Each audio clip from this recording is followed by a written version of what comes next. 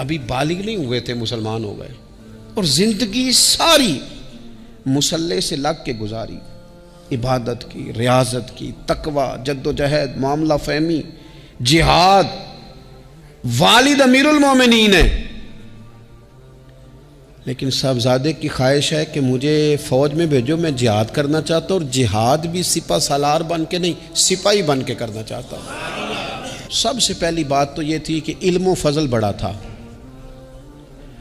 صحابہ ان سے فتویٰ لیتے تھے، مسائل حج سب سے زیادہ حضرت عبداللہ ابن عمر جانتے تھے، اور فتویٰ دینے میں اتنے محتاط تھے، حدیث بیان کرنے میں اتنے محتاط تھے کہ بڑا سوچ سمجھ کے غور کر کے۔ صحابہ فرمایا کرتے تھے یہ واحد بندہ ہے کہ جو 1 منٹ سے پہلے کہہ دیتا ہے، سب سے زیادہ مسائل آتے ہیں لیکن 1 منٹ سے پہلے کہہ دیتے تھے اس مسئلے کا مجھے نہیں پتہ، تحقیق کروں گا، اگر پتہ چل گیا تو بتا دوں گا، فوراً کہہ دیتے تھے۔ ایک دفعہ ایک صاحب نے مسئلہ پوچھا تو چپ کر گئے، سوچنے لگ گئے۔ ہمارے ہاں نا لوگوں کو حاضر جواب کہلانے کا شوق ہے، یہ شوق بڑا خطرناک ہوتا ہے۔ اگر آپ حاضر جواب ہیں تو بڑی اچھی بات ہے، لیکن حاضر جواب کہلانے کا شوق تو نہ پیدا کریں۔ اگر آپ کو پتہ ہے، صحیح بخاری میں حدیث ہے، نبی پاک علیہ السلام نے ایک دن پوچھا تھا صحابہ سے کہ وہ درخت کون سا ہے جس کی مثال مومن کی طرح ہے؟ تو حضرت عبداللہ ابن عمر کہتے ہیں مجھے پتہ تھا کہ وہ کھجور کا درخت ہے، اور میں نے جواب نہیں دیا۔ کیوں نہیں دیا؟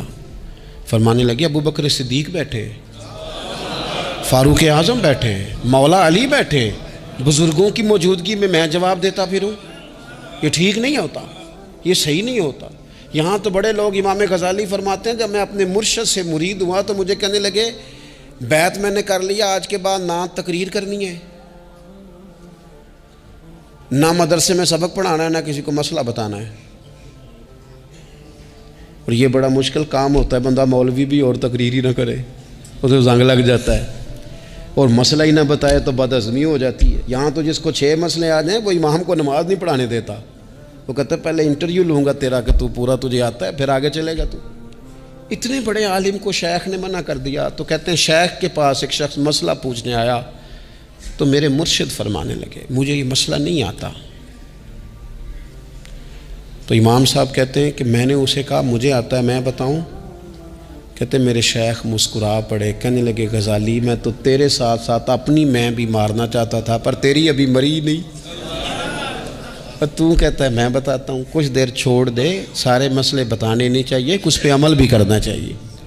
میرے عزیز حضرت عبداللہ ابن عمر اتنا بڑے مفتی ہیں، مفتی مدینہ ہیں، مفتی مکہ ہیں، لوگ مسائل حج پوچھتے ہیں، بڑے بڑے استنباط کرتے ہیں قرآن و حدیث سے۔ ایک آدمی نے مسئلہ پوچھا تو حضرت عبداللہ ابن عمر فرمانے لگے دیر تک سوچا، دیر ہو گئی سوچتے سوچتے، تو وہ شخص کہنے لگا حضور اتنی دیر کیوں سوچ رہے ہیں؟ تو آپ فرمانے لگے تمہارا کیا خیال ہے کہ جو سوال تم مجھ سے پوچھتے ہو اور جو جواب میں تمہیں دیتا ہوں اس کے بارے میں رب مجھ سے سوال نہیں کرے گا؟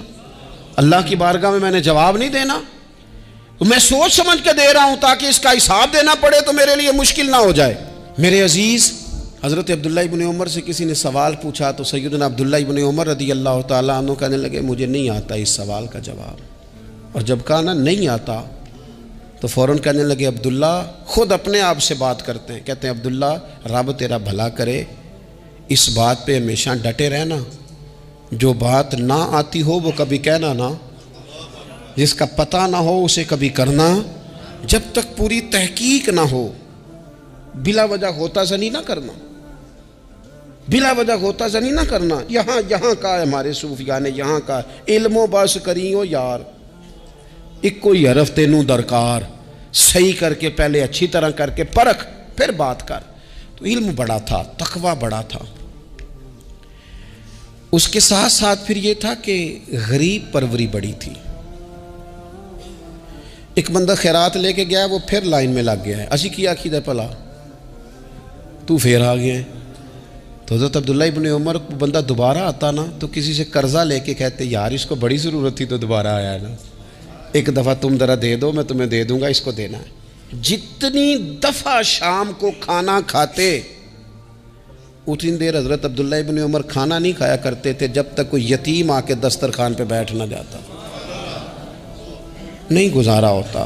اور یار کیسے لوگ کھا لیتے ہیں، اعلیٰ غذائیں کھا رہے ہیں، اور ایک طرف ایک بہن مجبور بیٹھی ہے، بھائی مجبور بیٹھا ہے، سسرالی رشتہ داروں میں لوگ مجبور بیٹھے ہیں، عزیزوں میں لوگ مجبور بیٹھے ہیں، یتیم غریب مسکین، اور یہ روز نئے سے نیا ذائقہ، جب تک یتیم نہ ہوتا کھانا نہ کھاتے، اور صدقات و خیرات بھی کرتے تو جس طرح ہم کرتے ہیں نا، ناراض نہ ہونا۔ کبھی کبھی نا بعض لوگوں کو بانٹتے دیکھتے ہیں تو تکلیف ہوتی ہے، آپ نے دینا تو ہے تو اگر خوش دلی سے دے دیں، عطا تو کرنا ہے تو اگر چلو صحیح طریقے سے ہو جائے، ہنس کھیل کے ہو جائے، پریشان نہ کیا جائے سائل کو، یہ کتنا اچھا ہے۔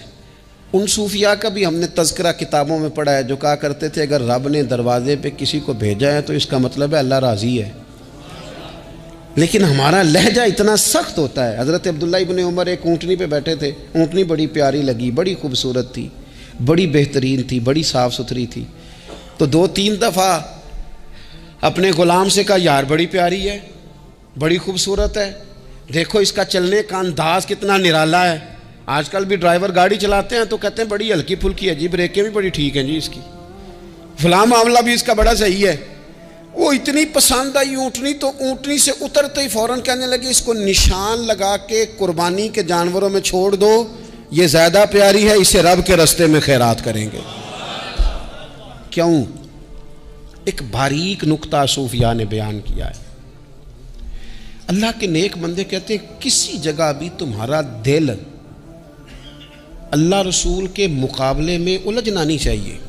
کوئی ایسی چیز جو رکاوٹ بن رہی ہو، رکاوٹ، وہ کیا کہتے ہیں کچرا آ گیا ہے، اس کچرے کو لوگ ٹھیک نہیں کرتے، کہتے نکال دو تاکہ معاملہ صحیح رہے۔ ایک چھوٹا سا باریک سا ہلکا سا دھاگے کی طرح کا ایک ٹکڑا اگر کسی وقت گوشت کا آپ کے دانت میں الجھ جائے نا، وہ سارا ذائقہ تباہ کر دیتا ہے۔ لوگ مختلف چیزیں لے کے خلال کرتے ہیں دانتوں کا تاکہ وہ نکل جائے، کیونکہ ذرا سی بھی چیز اگر کسی جگہ رکاوٹ بن جائے نا، آپ بڑا بہترین کھانا کھا رہے تھے، زبردست غذا آپ کھا رہے تھے، ایک صرف اس میں نا ہلکا سا دانہ ایسا ہے جو سخت تھا، کچرا آ گیا، روڑا آ گیا، تو وہ سارے کھانے کا ذائقہ تباہ کر دیتا ہے۔ بعض لوگ ایسے ہوتے ہیں کہ ایک بال نکل آئے نا کبھی کھانے میں سے تو کھانا چھوڑ دیتے ہیں، کہتے ہیں یار یہ سارا ذائقہ خراب ہو گیا۔ ہمارے ساتھ یہ ہوا ہے، یہ تو ہے نا دنیاوی معاملات، اسی طرح کا مسئلہ روحانی زندگی میں ہوتا ہے۔ کئی دفعہ نا ہم ماننے کو تیار نہیں ہوتے، لیکن ہمارے اوپر دولت کی محبت پوری طرح سوار ہوتی ہے، وہ سجدے میں ذوق آنے نہیں دیتی۔ شہرت کی محبت پوری طرح سوار ہوتی ہے، وہ درود و سلام کا، ذکر کا، عبادت کا ذائقہ لگنے نہیں دیتی۔ وہ جو کہا تھا نا والذین آمنوا اشد حبا للہ، ایمان والے سب سے بڑھ کر اللہ سے پیار کرتے ہیں، سب سے بڑھ کر رسول اللہ صلی اللہ علیہ وسلم سے محبت کرتے ہیں۔ کیوں کہا گیا تھا؟ اس لیے کہ ان محبتوں کے مقابلے میں ذرا بھی کوئی اور محبت آتی ہے روحانی ذائقہ خراب کر دیتی ہے، ہمارا دل نہیں لگتا، ہم بور ہوتے ہیں، ہم پریشان ہوتے ہیں۔ مسئلہ یہ ہے کہ جس دل میں صرف رب رسول کو ہونا چاہیے تھا وہاں شہرت آ گئی ہے، شہرت کی محبت آ گئی ہے، دکھاوا آ گیا ہے، مال آ گیا ہے، کئی قسم کے ہم نے بت معاذ اللہ اکٹھے کر لیے، اور پھر وہ ساری کیف مستی آئے۔ یہ کیسے ہو سکتا ہے؟ حضرت عبداللہ ابن عمر رضی اللہ تعالیٰ عنہ کے پاس ایک گدھا تھا، ہم پنجابی میں تو کہا کرتے تھے کہ بڑا ساؤ جانور ہے، بڑا دھیما ہے، بڑا اچھا ہے، سواری بھی کرتے تھے اس پہ، اس پر بوجھ بھی رکھتے تھے، اور بھی کئی کام، جانوروں کا چارہ بھی اس پہ رکھ کے لایا جاتا تھا۔ بہت سارے لوگ اس کی تعریف کرتے تھے کہ ظاہر ہے اس وقت یہ جانور ہر گھر کی ضرورت ہوتے تھے، لوگوں نے بڑی تعریف کی کہ جناب یہ گدھا بڑا اچھا ہے، بڑا عمدہ ہے۔ اب بعض چیزیں ایسی ہوتی ہیں جن سے دل لگ جاتا ہے۔ کچھ نوجوانوں نے گھروں میں بلی رکھی ہوتی ہے، گھوڑا رکھا ہوتا ہے، جانور رکھے ہوتے ہیں، ان کی پوری توجہ انہماک۔ ہم دیکھتے تھے دیہاتوں میں کہ بزرگ اگر کہیں چلے جاتے تھے سفر پہ تو وہاں سے بھی پیغام بھیجتے تھے کہ گائے کو چارہ ڈالا کہ نہیں، بھینس کو نکالا کہ نہیں، تم نے باڑے سے دھوپ چھاؤں کا خیال کیا کہ نہیں، وہ چیز ذہن میں آ جاتی تھی۔ حضرت عبداللہ ابن عمر رضی اللہ تعالیٰ عنہ وہ گدھا چونکہ بڑا پیارا تھا، بڑا اچھا جانور تھا اور بڑے کام کرتا تھا، بہت سارے معاملات گھر کے اور کھیتی باڑی کے اس کے ذمے تھے، تو گھر والے بھی کہتے کہ اس جانور کی وجہ سے بڑی خیر ہے، بڑے کام ہو جاتے ہیں، آپ کا بھی خیال تھا۔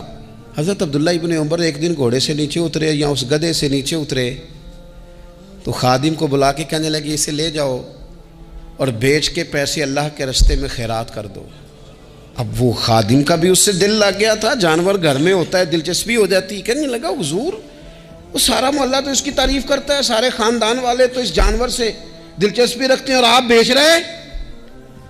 آپ فرمانے لگے جس طرح سب کا دل اس کی طرف ہے نا کہ اچھا جانور ہے، میرا بھی ہو گیا ہے، لیکن میں اپنے دل کو سوائے رب اور رسول کے کسی اور طرف ہوتا دیکھ نہیں سکتا۔ اعظم بلا سے اپنی وہ ہستی ہی کیوں نہ ہو، اعظم بلا سے اپنی وہ ہستی ہی کیوں نہ ہو، جو چیز اس کی راہ میں حائل ہو پھونک دو، جلا دو ایسی ساری چیزیں جو ان کے راستے میں آتی ہیں۔ فرمایا اس کی طرف توجہ ہونے لگی ہے، لہٰذا میں اسے اب رکھ سکتا۔ مزاج تھا، طبیعت تھی، طریقہ اس طرح کا تھا کہ وہ۔ پھر ایک اور بات بڑی خوب تھی، حضرت عبداللہ ابن عمر ان لوگوں کی پذیرائی بڑی کرتے تھے جو خیر کا کام کرتے تھے۔ دینی کام کوئی بندہ بھی کرے اس کی پذیرائی ہو، اس کی تعریف ہو، خیر کے جملے ہوں تاکہ دینداری پھیلے۔ حضرت عبداللہ ابن عمر رضی اللہ تعالیٰ عنہ کو نا غلام آزاد کرانے کا بڑا شوق تھا۔ دیکھیں نا ایک بندہ کسی نے خرید لیا ہے، وہ اس کا پابند ہے، بڑی تکلیف میں ہوتے تھے لوگ۔ غلام 1000 سے زیادہ غلام آپ نے آزاد کرائے، تو آپ جب غلام خریدتے تھے نا تو نظر کرتے تھے جو غلام ذرا زیادہ نمازیں پڑھتا اسے آزاد کر دیتے۔ تو غلاموں نے اس طرح کیا، انہیں پتہ چل گیا، انہوں نے بھی نا لمبی لمبی نمازیں شروع کر دی۔ تو حضرت عبداللہ ابن عمر کو پتہ چلتا، آزاد کر دیتے۔ ایک دن آپ کے بیٹے کہنے لگے حضور یہ آپ کو دھوکہ دیتے ہیں، لمبی لمبی نمازیں پڑھتے ہیں، آپ آزاد کر دیتے ہیں، بعد میں پتہ نہیں 5 بھی پوری پڑھتے ہیں کہ نہیں پڑھتے۔ تو حضرت عبداللہ ابن عمر کہنے لگے پتر تیرا کیا خیال ہے، مجھے نہیں پتہ۔ کہا حضور پتہ ہے۔ فرمانے لگے یہ مجھے رب کے نام پر دھوکہ دینا چاہتے ہیں، جو رب کے نام پہ دھوکہ دے روز دے، میں روز دھوکہ کھانے کو تیار ہوں۔ دوسری بات یہ تھی حضرت عبداللہ ابن عمر میں کہ نبی پاک سے محبت کوٹ کوٹ کے بھری ہوئی تھی۔ حضور کا ذکر آتا تو رو پڑتے، ان جگہوں پہ جا کے ڈھونڈ ڈھونڈ کے بیٹھتے جہاں نبی پاک نے وقت گزارا ہے۔ ایک درخت کا پتہ چلا کہ یہاں حضور تھوڑی دیر آرام فرما ہوئے تھے، انہوں نے دیکھا تھا یا انہیں معلومات ہوئی، تو ہمیشہ اس درخت کو پانی دیتے، اس کا خیال کرتے، کہتے یہ درخت ہمیشہ تر و تازہ رہے، یہاں میرے نبی پاک نے تھوڑا وقت گزارا ہے۔ وہ مکہ مکرمہ میں بھی جاتے تو وہ جگہ ڈھونڈ ڈھونڈ کے جہاں حضور نے نماز پڑھی تھی نماز پڑھتے۔ مسجد نبوی میں آتے تو جس ممبر پر حضور بیٹھ کے خطبہ دیتے تو اس پہ ہاتھ پھیر کے چہرے پہ ملتے، حضور کی قبر انور پر حاضری دیتے، السلام علیکہ یا رسول اللہ کہہ کے اس بارگاہ عالی مرتبت میں حاضری دیتے، حضرت صدیق اکبر کو سلام کرتے، حضرت عمر کو سلام کرتے، پیر سن ہو گئے ایک دفعہ چلتے چلتے۔ تو کسی نے کہا جس سے سب سے زیادہ پیار ہے نا اسے پکارو پیر ٹھیک ہو جائے گا، تو فوراً کہنے لگے یا محمد صلی اللہ علیہ۔ اور یہ امام بخاری نے لکھا ہے الادب المفرد میں، خود امام بخاری لکھتے ہیں کہ حضرت عبداللہ ابن عمر نے یا محمد کہا اور ان کا پیر سویا ہوا ٹھیک ہو گیا۔ یہ لوگ بڑی محبت کرنے والے۔ آپ فرمایا کرتے تھے شاید زندگی میں لوگوں نے کسی سے اتنا پیار کیا ہو جتنا نبی پاک علیہ السلام کے غلاموں نے مجھ سے کیا ہے۔ ہر وقت لوگ ان کے گرد رہتے، لوگ محبت کرتے۔ حجاج بن یوسف جب حکمران بنا نا تو بڑا ظالم تھا، اس کو یہ بات اچھی نہیں لگتی تھی کہ ہر وقت لوگ حضرت عبداللہ ابن عمر کے پیچھے گھومیں۔ بادشاہوں کا خیال ہوتا ہے نا بادشاہ ہم میں تو پروٹوکول کوئی اور لے کے جا رہا ہے۔